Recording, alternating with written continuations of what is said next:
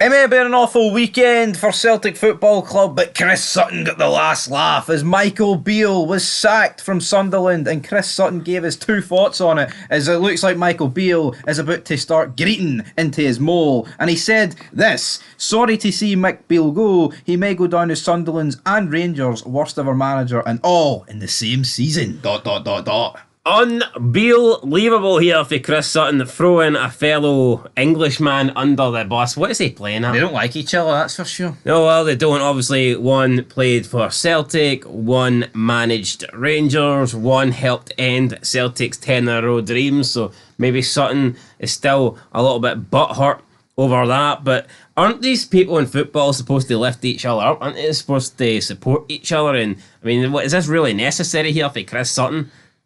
I don't think it is, but I think Sutton respects Boyd. He respects Gerrard. He respects McCoist. I don't think he respects Beale. Why doesn't he respect Michael Beale? Well, I don't know. He can't even call him by his real name. He called him he called him the car salesman for London who only sells Reliant Robins or something. If you don't know what a Reliant Robin is, well, it's a freewheel car that's shite. And that's pretty much Michael Beale, isn't it? But yeah, you know what, right? If he wants to label him as Sunderland's worst ever manager, I can't really disagree. 12 games in charge. Even though we talked about his record earlier, we want to see that. 33% win record. I would assume there's been worse Sunderland managers. Yeah, but the only last 12 games is pretty poor. Does that make you the worst, or would that make you the shortest? Shortest and worst.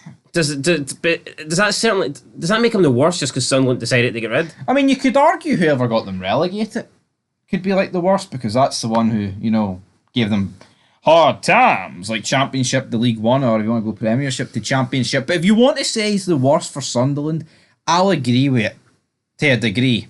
But for Rangers' worst ever manager to have the best ever percentage for a Rangers manager, at least up there, because Clement's probably going to overtake it. What do you think about that? Well, you say Clement's going to overtake it. I guarantee you by the time Clement leaves, he will not have a better win percentage record than Michael Beale. Well, I mean, he might have it right now. We're not too sure. He may have it right now, but I mean, sooner or later, Clement's going to go on.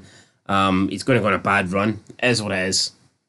Yeah, it is what it is. I mean, if Clement stays at Rangers a long time, I mean, I think the key to those records are A, if you're in the lower leagues when you're Rangers manager. Yeah, like McCoist, you can build up a record. Or B, you're only there for a year. And you have one really good season. Yeah, Beale didn't manage Rangers in Europe apart from 4 qualifiers. Look, if Clement stays at Rangers for a decent period of time, his over the space of that time, his win-loss percentage record will just go down. It's just natural. If you're there for one game, it's a lot easier to get 100% win-loss record. All you need is win one game, then leave.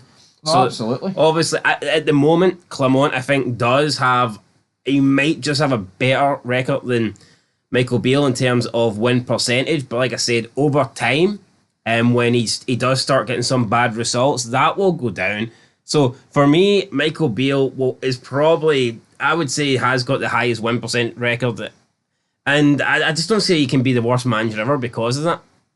I don't think it necessarily makes you the greatest, but it'd be hard to say that he's the worst, especially when in this millennium, we've also had, who was it? Paul Le Guen, Pedro Caixinha, Murty. I'd say, I don't know if Murty was as bad as Warburton. Yeah, no, but I'd say Murty was probably better than Warburton. I think Warburton was given a hard. I mean, he wasn't really given much to go up against Celtic. I don't really think Michael Beale's worse than those guys.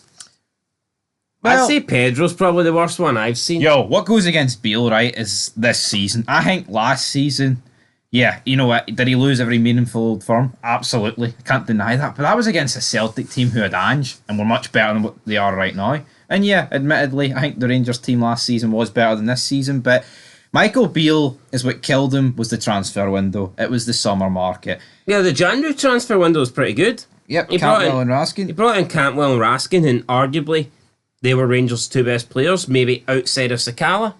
Is that fair to say last season? Yeah, I'd say so. But the last transfer window in the summer there, that just did not go to plan, and you'd wonder what Michael Beale would have done in January this season had he made it that far. You wonder what he would have done. And there is some delusional fans out there. You had the Rangers fan phone up a couple of weeks ago on Super Scoreboard saying, "Oh, the league was almost decided in the first Old Firm this season when they gave that perfectly fine goal disallowed, and then he's like, oh, well, so what if Michael Beale stayed? We could be top. Say if Rangers won that first Old Firm, right, this season, even though Celtic are shite with Rodgers at the minute, you would much rather what happened, would you not? Aye, with hindsight, but you've no, I mean, if Michael Beale's Rangers beat Celtic in the first game, there's nothing to suggest that. Well, I think there is. I think even if Rangers did win that, they were playing shite. Aye, well, Celtic were pretty shite. That if I remember correctly, the Celtic we were talking about how Rangers just took all the pressure off Celtic by gifting them that win. Of course they did, but it doesn't change the fact that I'm more confident in Clement managing this squad of average players, in my opinion, than Beale doing it. Fair enough. I think Clement's obviously better than Beale, but the label Beale is the worst Rangers manager ever. I mean, there's only been 18. I think Clement's 19. People are being too harsh on Beale, and maybe it's good to hate on the guy, but you know what? I think no. Let's keep in mind, Rangers fans said this guy was a fucking god when they won the title, and no, that was delusion. When Gerrard left, they were all like, and this guy's coming back. No, they didn't want Gerrard back. They were all saying this was the guy behind the Gerrard. Gerrard was the guy putting out the cones, and this was the guy that was doing all the tactics. This was the guy that actually won Rangers title 55. So I mean, look how quickly people turn on him, right? That was fickle. I think, yeah, the guy, I'm not saying he's the greatest manager ever, but I do think people give him way too hard a time. Maybe he's a dick, you know. I don't personally think he's a nice guy, you know. I don't really like him, but I think people hate on him way too much. You know what? Yeah, he had a bad start this season, but no one could have really predicted that. Look how good he ended the season last year. Outscored Ange Postecoglou, who I thought was fantastic. So if he outscored Ange, and people will say, oh, it was a meaningless game. So what? He still won 3-0. No Old Firm is a meaningless game. They make it sound as if Celtic just turned up and were like, we don't like to win this, we'll just gift you a 3-0 win. It's not what fucking happened. Yeah, maybe the pressure was off because the title wasn't really on the line, but Rangers still beat them 3-0. I think you need to give Michael Beale a bit of credit for that. No, again, I don't think there is a meaningless Old Firm. So, you know, I know people hate on Michael Beale, but I think the guy's an alright manager. And I don't think he's the worst Rangers manager of all time. And I wouldn't even go as far as saying his stint at Rangers was a disaster. I mean, the first like 7-8 months was pretty good. The disaster point for me is squandering all that money. Yeah, squandering. The players that he brought in, and then, you know what, he got off to a horrible start. Who's to say he couldn't have turned it around? I don't know, probably wouldn't have, right? God's maybes. But yeah, I'm not going to say the guy's the worst Rangers manager ever because he lost 3 games out of 7. But see, with Sutton here, it's probably like, Celtic are in meltdown mode. I'll go back to when it was alright, the end of September, start of October. Aye, well, you know what? I hope Michael Beale gets a job and I hope he lands on his feet. Yeah, but do you not think this is almost like obsessive behaviour here for Chris Sutton?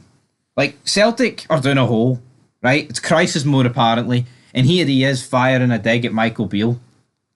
Like, I just don't see Ali McCoist or Chris Boyd, right? Say Brendan Rodgers gets sacked in September and he went to Leicester, right? And he's already been. Say he went to Palace. Yeah, at least Michael Beale can get football manager jobs. I mean, the only thing Chris Sutton can get is banter gigs to commentate alongside Chris Boyd.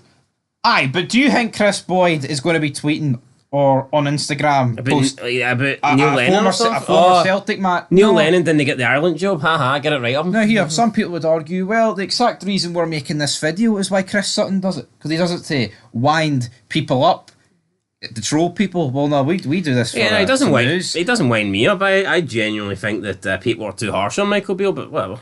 Yes, but why do you think Chris Sutton does this? Mate, I think there's a bit of needle between him and Beale.